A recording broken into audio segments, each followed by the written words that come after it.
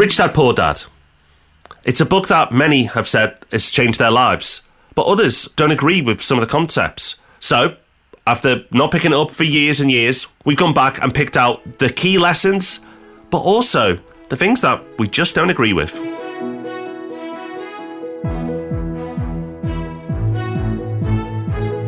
Welcome to the Property Podcast, where every Thursday morning property investors come to be informed and inspired. This week, as Rob said, we're revisiting a book that's probably the most influential in property investment circles, but is controversial as well. I was surprised when going back and reading this book for the first time in years at some of the things that I'd forgotten, some of the things that I'd misremembered, and some of the ideas that I'd just accepted on first reading that now I'm really not at all sure about. So in this week's episode, the 5 key lessons from Rich Dad, Poor Dad that you need to know, and the 2 things that you should be very careful of. So this week's news story is a 22-page report by HomeTrack on the rental market right now, and it's a quarterly report. Now, don't worry, we're not going to go through all 22 pages. Unfortunately, the BBC website has done a good job of summarising the key takeaway points from this report. But it's interesting, Rob. It is interesting for lots of different reasons. There are lots of cities where rent is up, but actually wage growth has been really strong this last year. So even though there are plenty of cities where rents have increased, there are actually only 3 UK cities where rents have risen faster than wages, so renting has become less affordable. And those are in Nottingham, where rents are up 5.4%, and also Leeds and Bristol, where they're both up 4.5%. So rent's growing fast in those cities, presumably because of high demand. But there's also a really interesting mixed picture down the bottom of the league, Rob. Yeah, so at the very bottom, and by some way, is Aberdeen. And we've touched on Aberdeen before. It's a very interesting market, but its market really fluctuates depending on how well the oil market is doing. But also down there, the mix of areas is really strange. You've got Coventry, Middlesbrough, but then mixed in with that, you've got Newcastle and Oxford. And normally we like to give you a takeaway and say, well, that's because of this reason. But on first glance, we're actually struggling to see why the mix is that mix. Up at the top is the usual suspects, the places that we'd expect to see. You've already said Nottingham and Leeds, Rob, 1 and 2. But also up there, you've got Edinburgh, York and Sheffield also making the top 10. Manchester just outside at number 11. And it's nice to see so many of the places that we name-checked at the beginning of the year, Rob, as places to invest, being included in that list. So we like this news story. Just before we get into our main topic this week, in case you hadn't noticed, we had a new YouTube video out yesterday. Yes, it's called How to Invest £50,000 in Property, and that's probably one of the most common questions we get asked. So you'll want to check out the video to find out how we answer. You'll find a link in the show notes, and make sure you subscribe to the channel so you don't miss any videos we put out in future. We are Property Hub UK on YouTube, or just search Property Hub. This week we are dusting off the pages of the book that gets name-checked more than any other by property investors, and that is Rich Dad, Poor Dad by Robert Kiyosaki. This book was first published over 20 years ago now. In 1997, it sold over 32 million copies. It's been a New York Times bestseller. It's launched a whole series of books as well as products and courses, and it's been endorsed by Oprah, Will Smith and Donald Trump, which he's probably not boasting about as much as he was when the book first came out. So today we're going to go back and explore why this book has been so influential. We're going to be talking about our experiences with the book, and we'll recap some of its main lessons and what we think of them now with the benefit of hindsight. So in essence, this book focuses on the importance of financial independence and financial freedom. And it also talks about why it's so important that you should build on your own financial IQ for you to be financially successful. And in this story, Robert Kiyosaki talks about a rich dad and a poor dad. Now, there's been debate whether this is a true story, partly true, fictional. For me, it doesn't matter whether it's true or not. The way the story is told makes the lessons of the book so much more digestible. So you have his 2 dads, the poor dad and the rich dad. And it's about their mentality and how they conduct themselves with finances. So his poor dad believes that you should work for money. You get a job, one job, and you stay in that job. And a person's wealth will be largely determined by their family background, and their circumstances are difficult to change. It's what's given to you. Whereas the rich dad in the book advises Robert Kiyosaki to get a job, but to learn skills so he can be more successful as an investor or an entrepreneur. And wealth comes from experience-based learning and then eventually multiple streams of income. And the reason why it's so loved by property investors is property investment can be one of those multiple streams of income. So that's the setup, that's the book. It's a rich dad and a poor dad and the lessons taken from both of them. So Rob, before we get into what we feel are the most important lessons from this book, it's fair to say that this is a book that often makes a huge impact on people's lives. And you will hear property investors, whether it's at meetups, online, or just bumping into people and chatting about property, that Rich Dad, Poor Dad has an effect on the majority of people who pick it up. And that's been no different for ourselves. Yeah, it really did that for me. And it's been really interesting going back and reading it again now to see where that came from.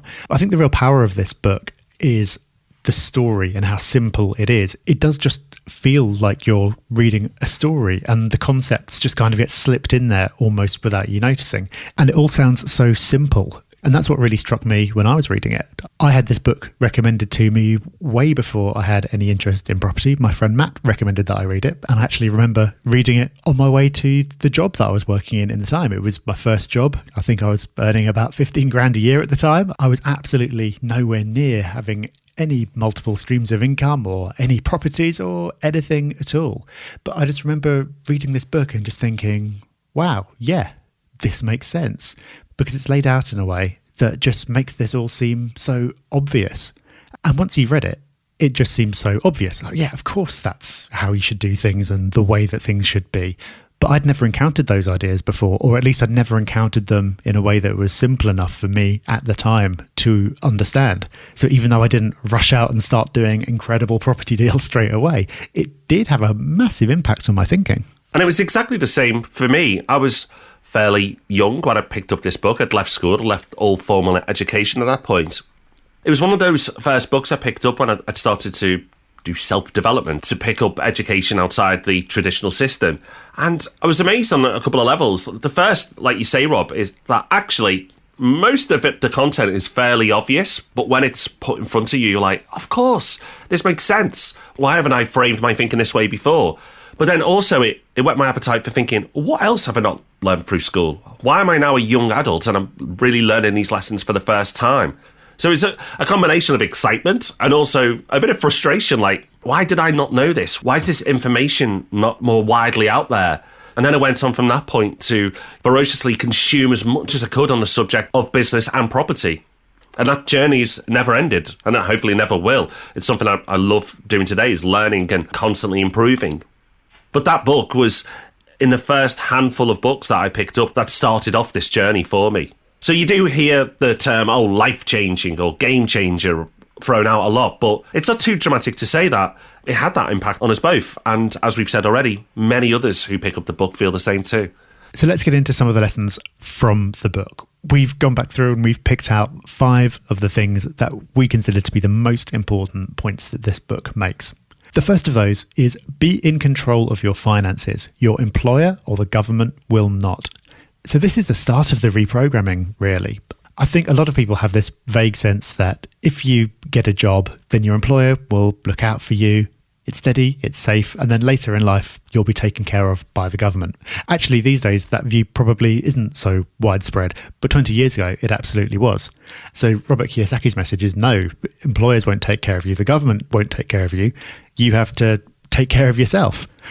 And it's about taking responsibility and reprogramming the way you think around money. So one of the things that he talks about, which is really simple but really powerful, is one of the things that his rich dad said to him is you should never say, I can't afford it.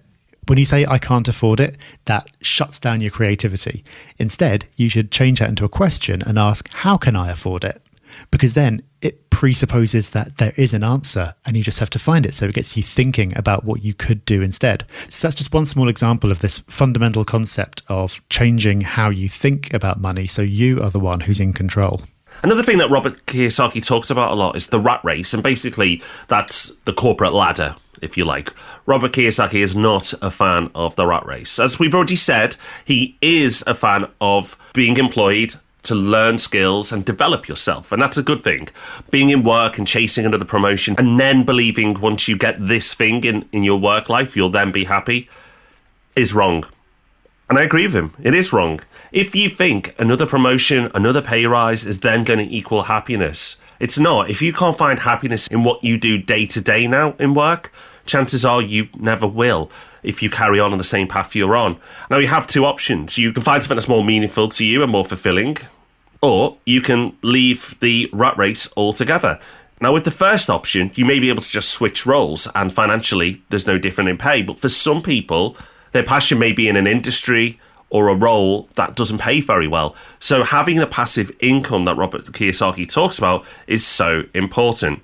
And passive income is talked about a lot in property, but really this is the first place that most people hear about passive income. Yeah, the term passive income gets thrown around all the time these days. Somehow it's just become part of the general vocabulary. And if you ask most people what they're investing in property for, the words passive income will be in the first sentence that they say back to you.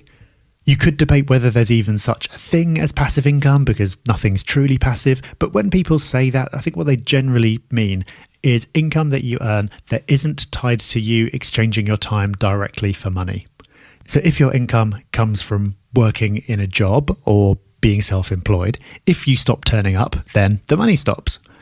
And if you want to earn more, then all you can do is get a raise or work harder if you're self-employed.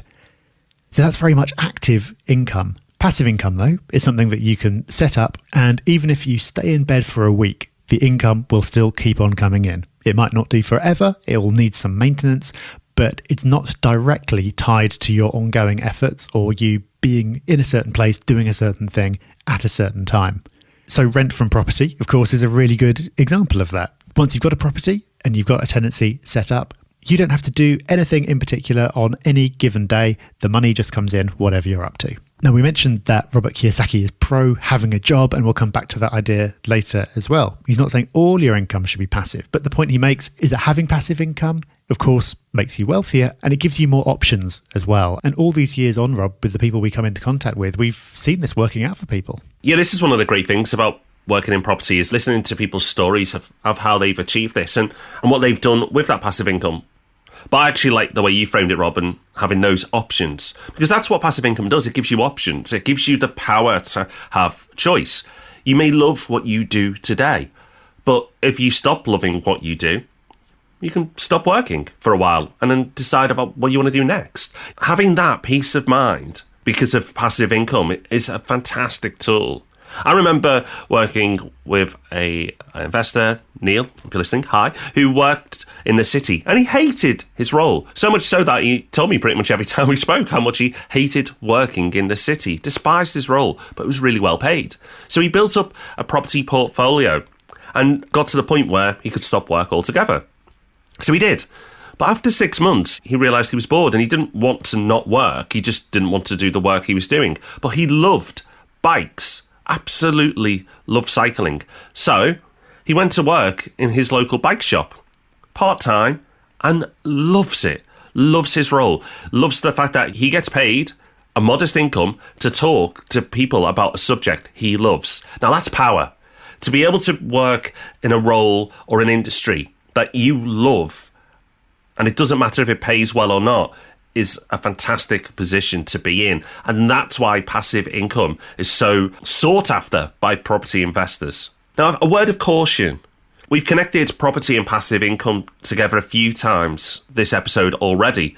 But Rob, not all property investment is passive. And actually, a lot of it isn't passive. And that's a common misconception that people have is they think property investment is passive income.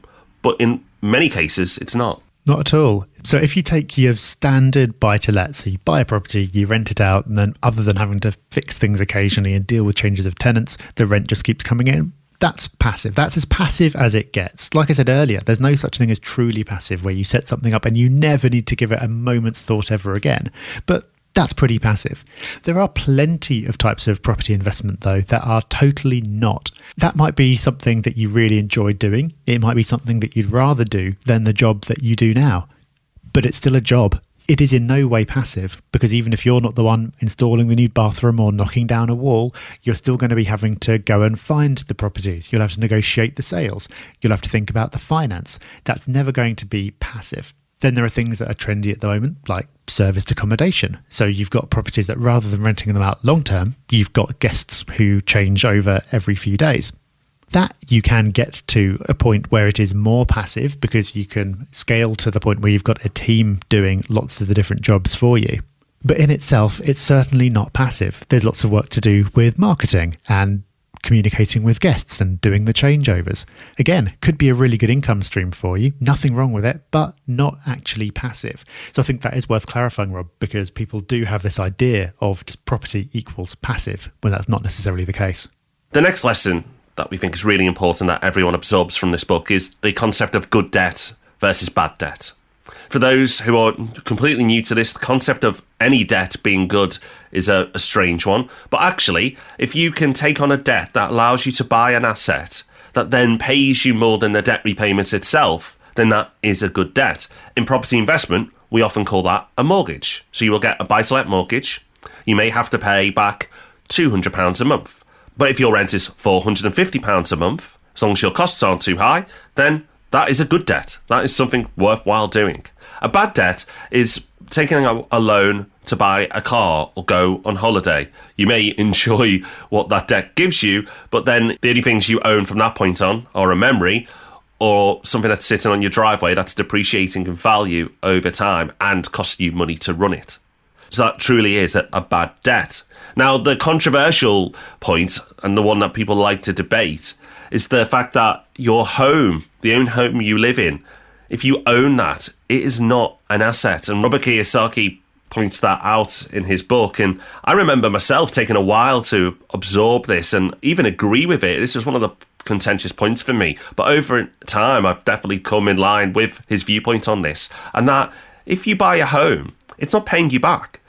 Yes, it can go up in value, but while you own it, you're going to be spending money on it and also spending money on it that may not be efficient. So you may buy the sofa for your home that you really love and costs £5,000.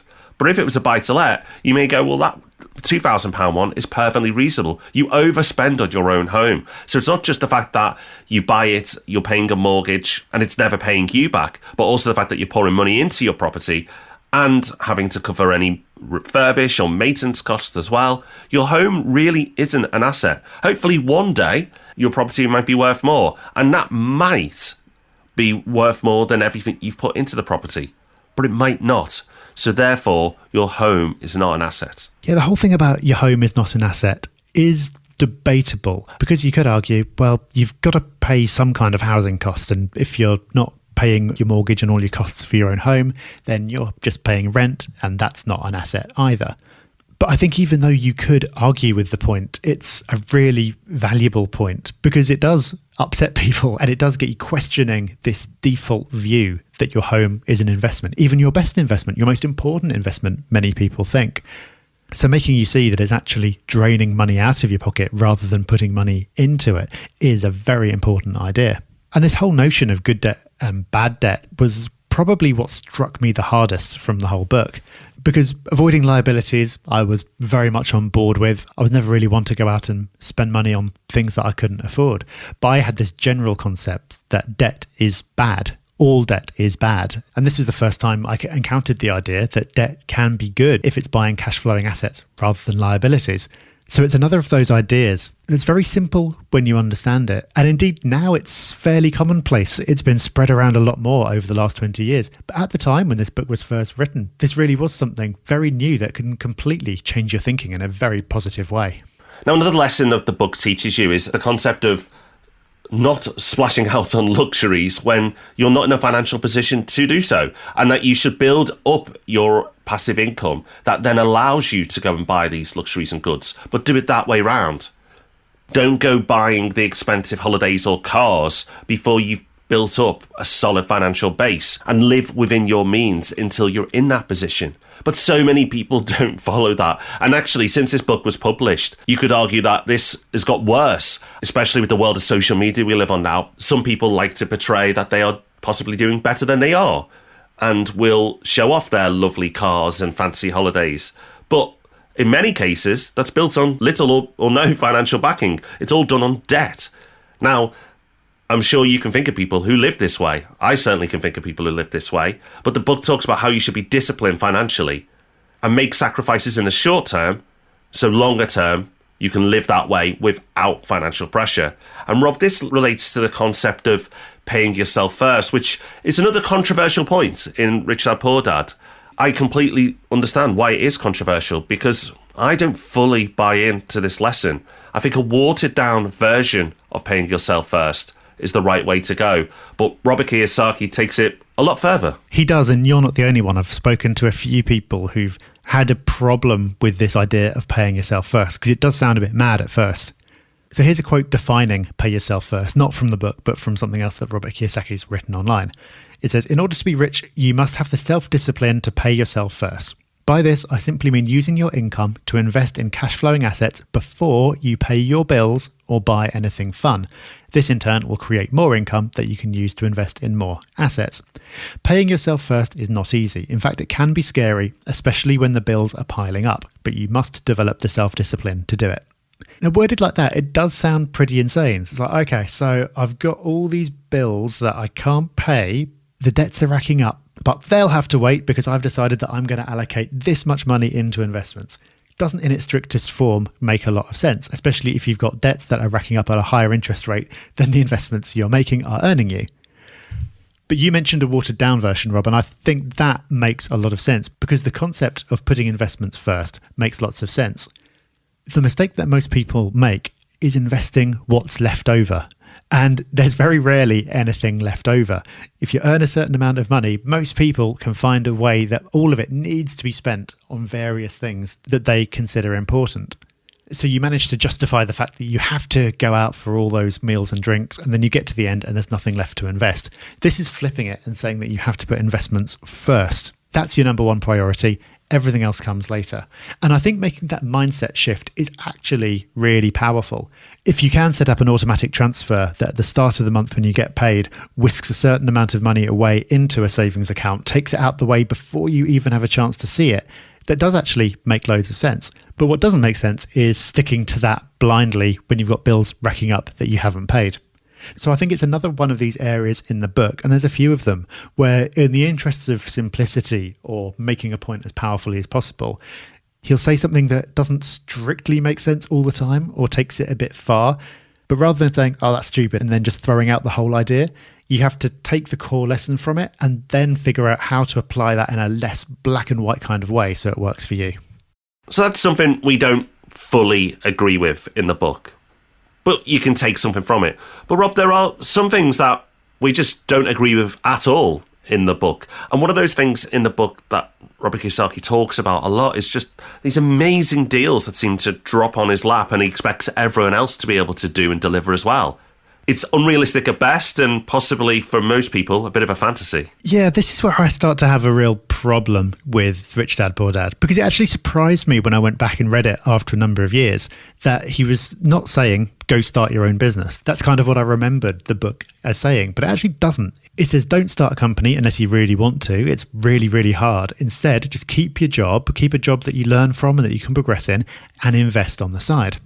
That's fine. I think for most people, that's really good advice. But the problem is some of the deals that he thinks you can be doing on the side just seem to set totally unrealistic expectations.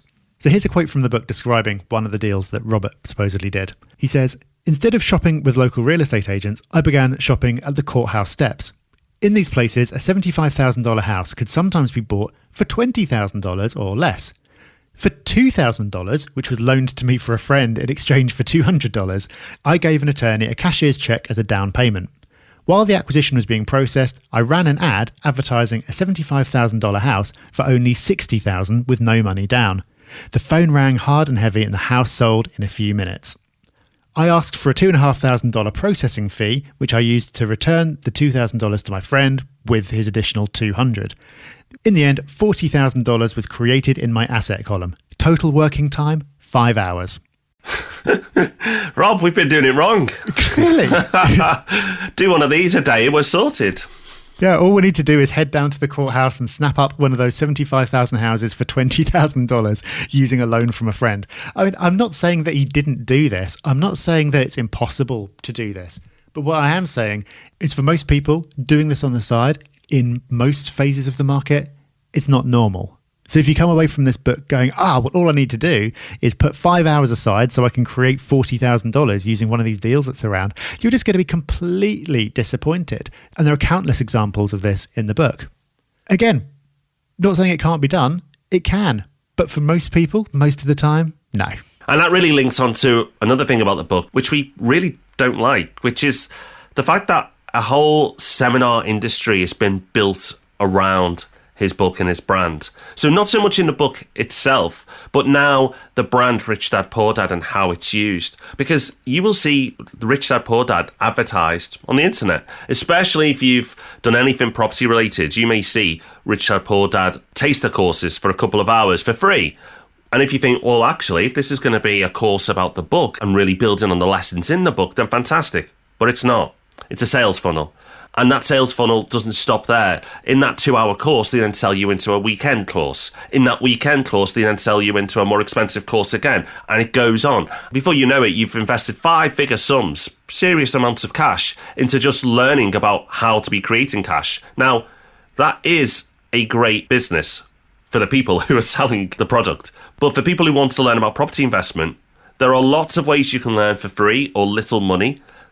And the real learning will come from investing. So instead of spending 10, 20 grand on courses, spend 10, 20 grand on getting your first property investment and you'll learn so much more. The lessons will be real and it will really accelerate you as a property investor. Even if it's not a great deal, it doesn't matter. What matters is the fact that you start and then your learning accelerates. So a lot of people go on from reading this book and go, oh, wow, there's a course on this.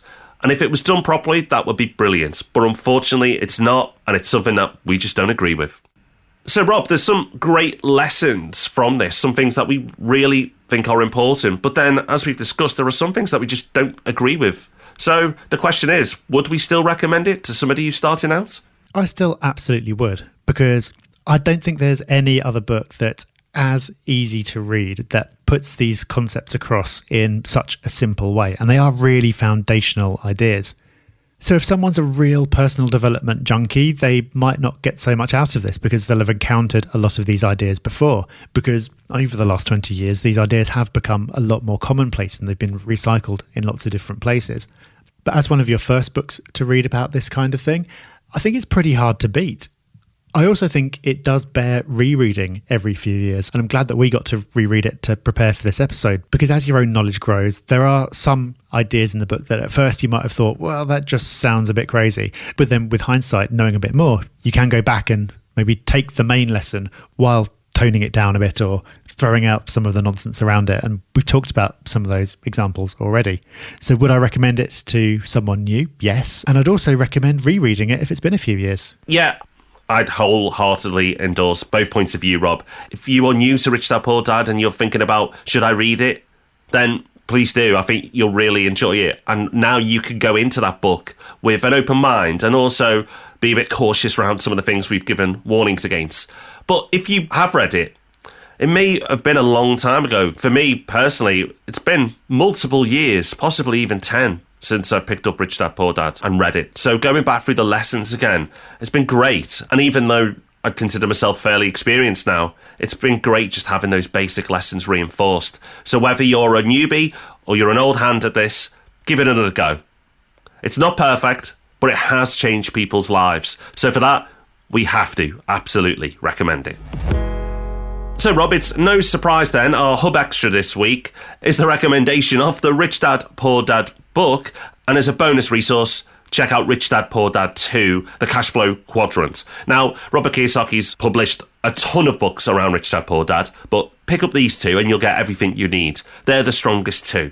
So have a read and let us know what you think. And also, while you're on the web picking those up, make sure you sign up if you haven't already to the Property Hub website, because each and every week we send out an email which we call Hub Extra. And Hub Extra, we aim to make the most valuable email in your inbox every single week. And we give you more resources there. So make sure you do that as well. So that is us done for another episode of the Property Podcast. Hope you enjoyed this trip down a literary memory lane with us. And let us know what other books you recommend or what lessons you took away from Rich Dad Poor Dad. You can find us on social media, Facebook, Twitter and Instagram at Property Hub UK. And don't forget, we've also got our YouTube channel with even more free education. Just search Property Hub. That's all for now. We'll see you back here on Tuesday for Ask Rob and Rob. Until then, bye-bye. Bye-bye.